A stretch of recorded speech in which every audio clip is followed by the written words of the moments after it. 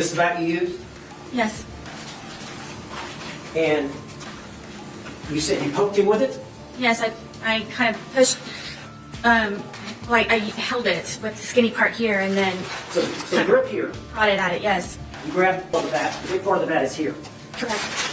And you thrusted it into the different areas of the suitcase? I started with his hand, and his hand, he was still trying to get out. He was still trying to do that. So I started to push on the suitcase around it, hoping to have his hand retract and go back inside. Every good true crime story starts with a 911 call. This case is no exception. What's going on, everybody? Welcome back to the Comm Center. Today, we're diving back into the Sarah Boone trial, the death by suitcase trial, if you will. If you haven't seen any of the previous videos of this case, I'm going to link them in the description below. Be sure to catch up on all of the details because we're going to be recapping day 3 of the trial. If you don't know me, I'm Drew Breasy. I'm an authentic cop, and I'm half the duo with actual 911 dispatcher John. Together, we bring you our expertise through the Comm Center.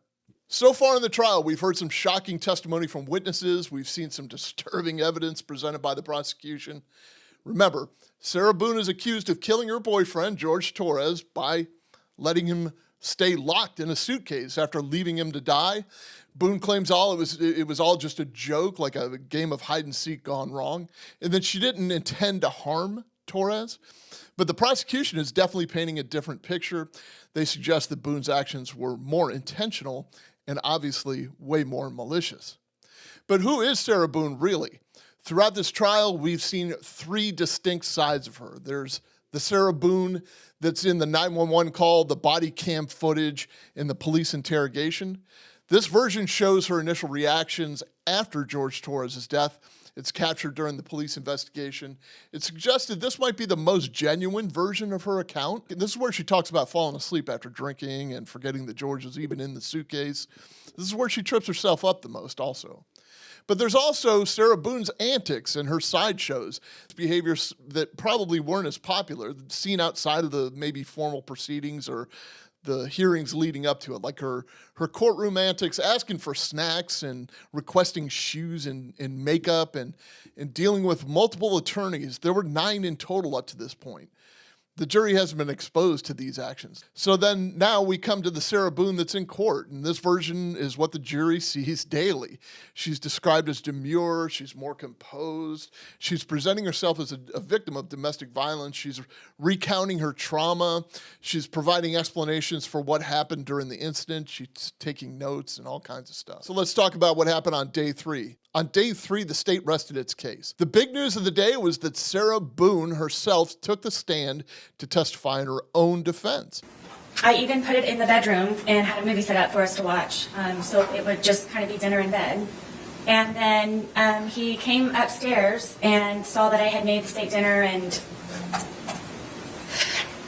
I don't know how to describe how drunk he was, but it definitely was not George. And had him come lay on the bed, sit on the bed, and put the I got the dogs out, and I presented him with the steak dinner, and sat down and was getting ready to start playing the movie, and he starts being very rude and cursing the steak and finding fault with it, and then I'm having to encourage him to eat. If you want me to cut it up for you, I will cut it up for you. Did you want some more sour cream for your potato? What can I do to make you happier?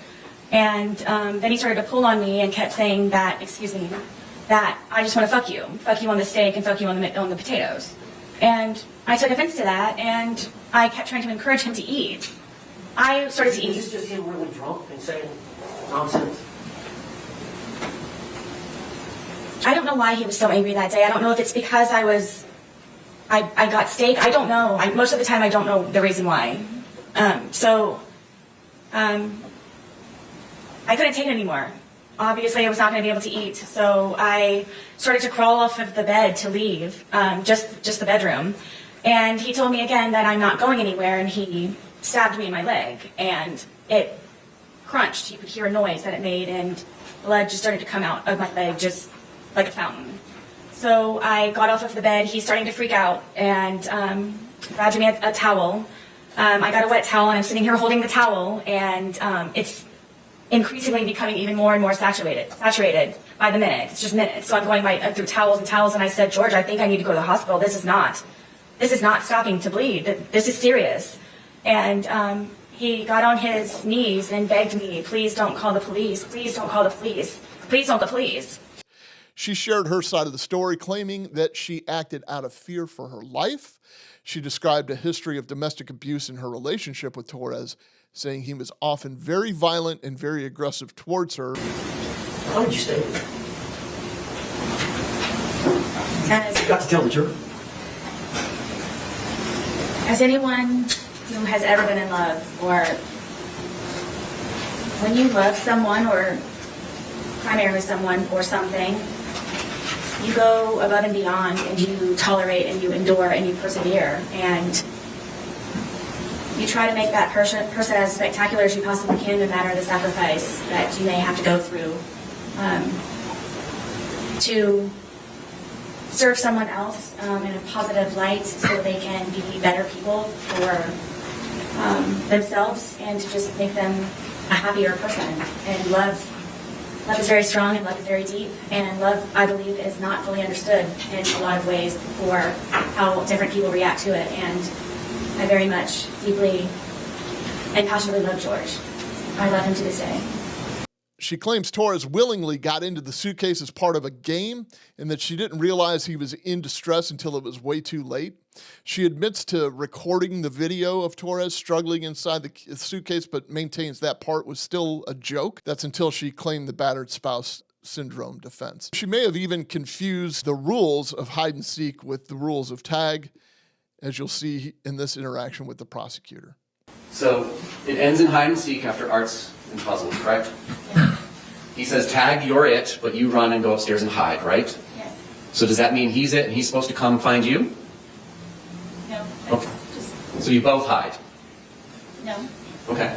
How does this work? I don't know how to tell you. Okay. I was it, and I went and hid. Picture yourself sitting around the state attorney's office, and you're kind of kicking around theories and ideas, and somebody pops up and says, wait a minute, is she describing hide and hide? I mean, is that how the game is played? I mean, my understanding of the rules of hide and seek is one person will be it, cover his or her eyes and count to like 20, and then go find the person that's hiding. Is that your familiarity with the rules too, or do you guys have house rules? I understand how the hide and seek plays. So explain to me, what was your expectation? You go up to the shower, were you expecting him to come find you? I was. Okay. And after a while, he did not come find you. Yes. And that's when you return downstairs. Correct.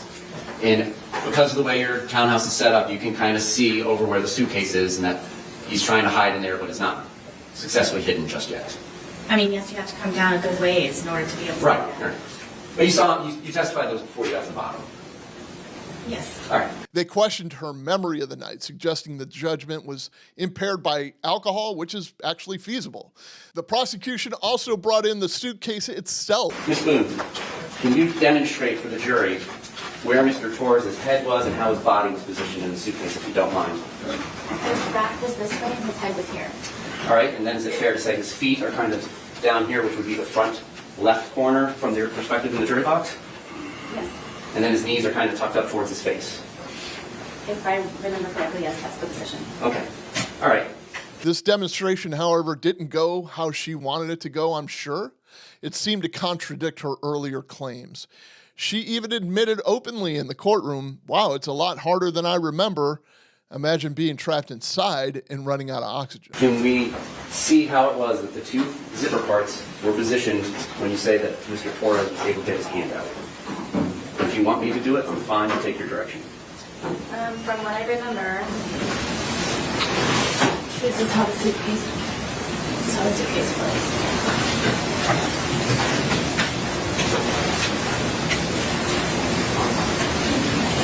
This was up here. This was not this hard either. This was like here. Okay. Right here.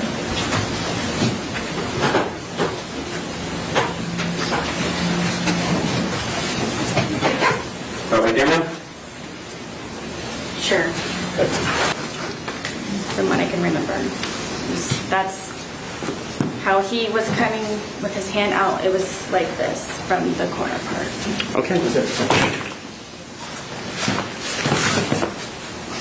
Thank you. You can return to your seat. Despite the prosecution's attempts to poke holes in Boone's story, the defense is pushing forward with their self-defense argument, and they're hoping to convince the jury that Boone was a victim of domestic abuse and that she acted out of fear for her safety. Tell the jury why you lied to the police. I lied to the police. Basically everyone, because I was extremely fearful of being arrested. I made the first attempt of me calling 911 by telling them what happened, and I thought they were going to help me, but instead I was arrested for calling 911. You heard that correctly. She said that she was arrested for calling 911. So you made the decision to lie. I did. Did you stay with that lie? I did. Are you telling the truth today? I am. Day 3 of the Sarah Boone trial was full of twists and turns. It didn't disappoint. Sarah Boone's testimony taking the center stage of the whole trial. It remains to be seen whether the jury is going to believe her story or the prosecution's version of events, or even Sarah's version of the events. The trial is expected to continue with expert witnesses and closing arguments very soon, so stay tuned for more updates. Do me a favor, don't forget to like this video and subscribe to our channel for more coverage of the Sarah Boone trial and all the other cases that we bring to light. Be sure to let me know in the comments what you think of the case so far. On behalf of actual 911 dispatcher John, I am Drew Breasy, and thank you for supporting the Comm Center. You can find us on YouTube and subscribe. We're also on all major podcast platforms, and our website is thecommcenter.com.